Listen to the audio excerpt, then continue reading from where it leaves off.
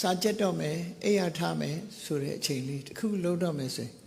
mindfulness လေ့ကျင့်ခန်းလေးလုပ်ပေးတာတတိပဋ္ဌာန်ပေါ့ပါဠိလိုပြောရင်တတိပဋ္ဌာန်ကျင့်စဉ်ကိုကျင့်တာတတိပဋ္ဌာန်ကျင့်စဉ်ဆိုတာနော်မျိုးသမီးတွေဆိုလို့ရှိရင်ထဝက်ပလင်လို့ခေါ်တဲ့ဒုတုတ်ထိုင်တယ်အမျိုးသားတွေဆိုလို့ရှိရင်တင်မြင်ခွေးထိုင်တယ်တင်မြင်ခွေးထိုင်တဲ့အခါမှာချောင်းချောင်းချီချီတက်တက်တာတာဖြစ်အောင်ထိုင်ရမယ်အခုခေတ်တချို့ကတော့မဟာပလင်ဆိုပြီးတော့ဒုက္ခရောက်အောင်ထိုင်နေကြတာဒါလည်းပဲမှန်ကန်မှုမရှိဘူးခုဒီတရားထိုင်နေဆိုတဲ့အလုပ်တစ်ခုဟာခန္ဓာကိုယ်ကိုညှင်းဆဲဖို့ထိုင်တာမဟုတ်ဘူးစိတ်တည်ငြိမ်အောင်ထားတဲ့သဘောပဲဘာကြောင့်တရားကိုထိုင်ရတယ်လဲလို့ဆိုလို့ရှိရင်အိတ်လိုက်ရင်အိပ်ပျော်သွားမှာလေလှဲပြီးလှုပ်ရင်အိပ်ပျော်သွားလမ်းလျှောက်နေပြန်လို့ရှိရင်လည်းလှုပ်ရှားမှုတွေများတယ်နော်မတ်တရနေလို့ရှိရင်လည်းကြာရှည်ထိနိုင်မှာမဟုတ်ဘူးဒါကြောင့်မို့ကြာရှည်လုံးလို့ရအောင်ထိုင်ခြင်းဣရိယာပုဂ္ဂိုလ်ရွေးချယ်တာသာဖြစ်တယ်ဒါအဓိကမဟုတ်ဘူးတမာရီကျင့်စဉ်တစ်ခုကိုကျင့်မယ်ဆိုရင်ထိုင်ခြင်းဣရိယာပုဂ္ဂိုလ်ငြိမ်သက်တယ်အိတ်ချင်းဣရိယာပုဂ္ဂိုလ်ကသူ့ရဲ့ပုံငြိမ်သက်တယ်သို့တော့အိတ်ချင်းဣရိယာပုဂ္ဂိုလ်လဲလျောင်းခြင်းဣရိယာပုဂ္ဂိုလ်နဲ့အားထုတ်လိုက်ရင်မကြခင်အိပ်ပျော်သွားမှသူဟာ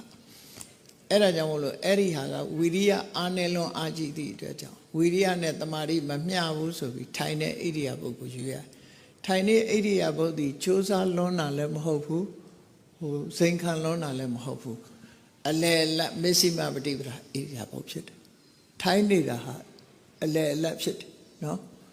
အိတ်လိုက်လို့ရှိရင်အိပ်ပျော်သွားမယ်လဲလိုက်ရင်အိပ်ပျော်သွားမယ်မတ်တရက်နေတာတို့လမ်းလျှောက်တာတို့ကြတော့လှုပ်ရှားမှုတွေများနေပြန်အဲ့ဒါကြောင့်မလို့ထိုင်ခြင်းဣရိယာပုဂ္ဂိုလ်ရွေးတာအကြောင်းသူအကြောင်းနဲ့သူရှိတယ် reasonable ဖြစ်တယ် logical ဖြစ်တယ်တရားထိုင်တယ်ဆိုတာဟာဒါကြောင့်မို့အမျိုးသမီးတွေဆိုလို့ရှိရင်ထဝက်ပလင်ဒါလည်းအကြောင်းရှိတယ်ထဝက်ပလင်ထိုင်ရတယ်အမျိုးသမီးတိုင်းထိုင်တယ်နောက်ပြီးတော့အမျိုးသားတိုင်းထိုင်မယ်ထိုင်ပြီးတဲ့အခါမှာမိမိဘယ်လက်ပေါ်မှာညာလက်လေးဆင့်တင်ပြီးတော့နော်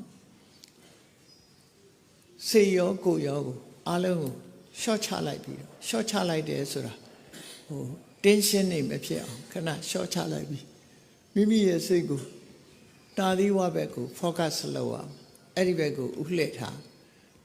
ပြီးအသက်ကလေးကိုမှန်မှန်ရှူပြီးရှူလဲရှူနိုင်ရှူသမျှလေလေးဟာနှာသီးပြားလေးမှာထိလိမ့်မယ်အဲ့ဒီထိနေတာထိတဲ့အချိန်လေးကိုပဲထိမှန်းသိတာလေးကိုပဲအာရုံစိုက်ရစိုက်ထုတ်လိုက်လို့ထိတာရဲ့ရှူသွင်းလိုက်လို့ထိတာရဲ့အဲ့ဒီထိမှုသိမှုဒါလေးတော့ပဲအာရုံစိုက်ပြီးတော့တခြားအာရုံတွေကိုဘေးမရောက်စေပဲနဲ့လေလေးထိတာလေးကိုပဲလိုက်ပြီးတော့ရွတ်ဆိုစရာမလိုဘူး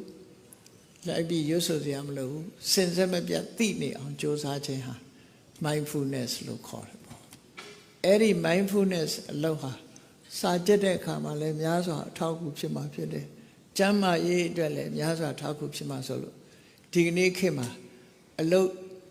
တ်ခွင်ဝင်ညမဲ့အလုတ်သမားတွေတောင်မှပဲအနောက်တိုင်းတွေမှာခေတ်စားနေတယ် mindfulness ကို7 မိနစ်ဖြစ်စေနိုင်ဝက်ဖြစ်စေလုပ်တယ်ဆိုတာဖြစ်တယ်အဲ့ဒီပို့ပြီးတော့လုပ်တဲ့အခါကျ mindfulness based stress reduction ဆိုတာလူတွေဟာအလုတ်ပင်ပန်းလို့ stress တွေများလာပြီးစိတ်ဖိစီးမှုတွေများလာပြီးဆိုရင်လေနိုင်ဝက်လောက်ဖြစ်စေ15မိနစ်လောက်ဖြစ်စေကိုရုံးကနေမှဖြစ်စေအလုပ်ခွင်မှာဖြစ်စေခိတ္တခဏမျက်စိလေးမိတ်ပြီး mindfulness လေ့ကျင့်ခန်းလေးလေ့ကျင့်လိုက်မယ်ဆိုရင်အုံနောက်ဟာပြန်ကြည်သွားပြီစာကြက်လို့လည်းပိုကောင်းသွားမယ်မှတ်ဉာဏ်တွေလည်းပိုကောင်းသွားဉာဏ်ကောင်းအောင်လုပ်တဲ့နည်းဆိုတာတတိနဲ့တမာတိကိုတိုးအောင်လုပ်တာဟာဉာဏ်ကောင်းခြင်းအကြောင်းပဲတတိတမာတိမရှိရင်ဉာဏ်မဖြစ်ဘူးသူကစာပေကျမ်းကမှာဆိုထားတာနာဟိတတိဝိရဟိတာပညာနာမအဋ္ဌိတတိကင်းတဲ့ပညာဆိုတာမရှိဘူးလေတတိပါမပညာဖြစ်တယ်အဲ့ဒီ mindfulness ဆိုတာတတိဖြစ်အောင်လေ့ကျင့်တာပဲဖြစ်တယ်ဘယ်သူပဲဖြစ်ဖြစ်ဘယ်အသက်အရွယ်ပဲဖြစ်ဖြစ်နော် mindfulness လေ့ကျင့်ကောင်ကိုလေ့ကျင့်တဲ့နေပေါ့လေ့ကျင့်ပြီးတော့ mindfulness ကနေပြီးတော့တမာတိဖြစ်အောင်ကျင့်မယ်အဲ့ကျင့်ရင်းကနေပြီးတော့ကိုယ်အုံနောက်လို့ဆိုပါစို့စိတ်အနေထားတွေဟာရှင်းလင်းသွားပြီးစိတ်တွေဟာကြည်လင်းလာပြီဆိုတော့မှစာကြက်မယ်တခုလုံးမယ်ဆိုလို့ရှိရင်အစွမ်းတတ္တိတွေပုံမြင့် ပင်မလာလိုက်ပြီးဆိုတာနဲ့တပြိုင်နက် mindfulness လေ့ကျင့်ခန်းလေးကိုထားလုပ်လိုက်ပြီးရင်စာကြက်လိုက်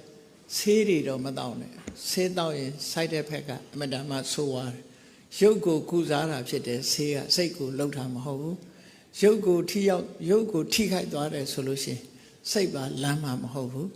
ဒါကြောင့်မို့မအိတ်ချင်တဲ့ဆေးတွေတောက်ပြီးလှုပ်တာဟာမှားရွံ့တယ်ခန္ဓာကိုယ်ထိခိုက်ပြီးနောက်ဆုံးမှာအုံနောက်ပါထိခိုက်သွားတတ်တယ်ဒါကြောင့်မို့ mindfulness လေ့ကျင့်ခန်းကိုစမ်းသပ်ကြည့်အသိဉာဏ်တွေတိုးတက်လာအောင်တတိဆိုတာမွေးမြူရတယ်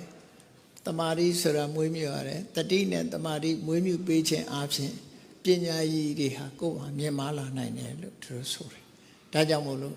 အဲ့ဒီလေ့ကျင့်ခန်းလေးကိုနေ့တိုင်းလူတိုင်းဟာအချိန်မီ7 day ပဲဖြစ်စေစာကြက်လို့ခေါင်းနောက်လာပြီဆိုရင်လေအဲ့လေ့ကျင့်ခန်းလေးကိုလုပ်လိုက်အဲ့ဒါဟာတကယ်ကို mental exercise ပဲ physical exercise ကတစ်မျိုး mental exercise ကတစ်မျိုးဇာမယခါ physical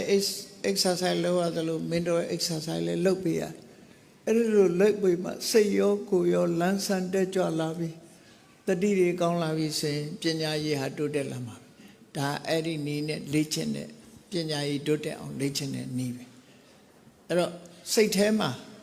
တခြားအရာတွေကိုမသွင်းမဲနဲ့အမိုက်တရိုက်တွေကိုရှင်းပစ်တဲ့သဘောပဲ mindfulness လုပ်ပြီးတော့ရှင်းပစ်လိုက်တာဉာဏ်တွေခေါင်းထဲမထည့်ဘူးမထည့်လိုက်တဲ့အခါမှာစိတ်ဟာအေးချမ်းတော့အဲ့ဒီလို